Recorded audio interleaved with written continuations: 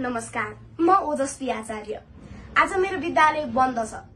सरहरूले मलाई घरै बसेर अध्ययन गर्न भन्नुभएको छ। शिक्षक महासंघद्वारा आयोजित आम शैक्षिक हडतालका कारण विद्यालय बन्द भएको। यति बेला म दमकुडा नमुना माध्यमिक विद्यालयको कक्षा 8 मा पढ्दैछु। आज मेरो कक्षा 9 मा अध्ययन गर्ने विद्यार्थीको रूपमा बोल्ने पालो हो। तर शिक्षाको क्षेत्रमा आएका थुप्रै चुनौतीका कारण आज पनि म कक्षा 8 मै अध्ययन गर्ने विद्यार्थीको रूपमा उपस्थित भएकी छु।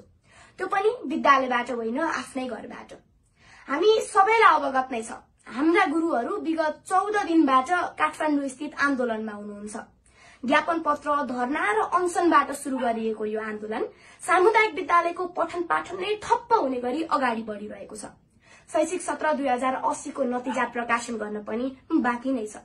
नयाँ कक्षा कोठामा उत्साहका साथ पढ्न पाउनुपर्ने विद्यार्थीहरूको सपना मुर्झाइसकेको छ। राज्यको नीतिगत त्रुटिका कारण वा भनौं शैक्षिक क्षेत्रलाई व्यवस्थापन गर्न नसक्दा राज्य विरुद्ध नै उत्रिनु परेको पीडा व्यक्त गर्दै हाम्रा गुरुहरूले हाम्रो शैक्षिक भविष्य नबिगार्ने प्रतिबद्धता गर्नुभएको छ।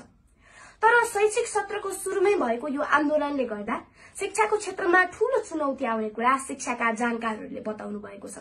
आज अभिभावकहरू चिन्तित हुनुहुन्छ। मसँगै कक्षा कोठामा अध्ययन गर्ने विद्यार्थीहरू पनि अन्यलमै हुनुहुन्छ। यस्तो बेलामा म राज्यको ध्यानाकर्षण गराउन चाहन्छु कि हाम्रा गुरुहरूका माग र मुद्दाहरू छिटोभन्दा छिटो सम्बोधन गरियोस्। साँझ बिहान कसरी छाक टार्ने भन्ने ती शिक्षकहरूले बाल कक्षा कसरी सञ्चालन गर्न सक्नुहोला। लाउर जाने हो कि यही जागिर गर्ने हो भन्ने दोधारमा परेका ती राहत र अस्थायी शिक्षकहरूले कक्षा कोठामा कसरी शिक्षण गर्नुहोला।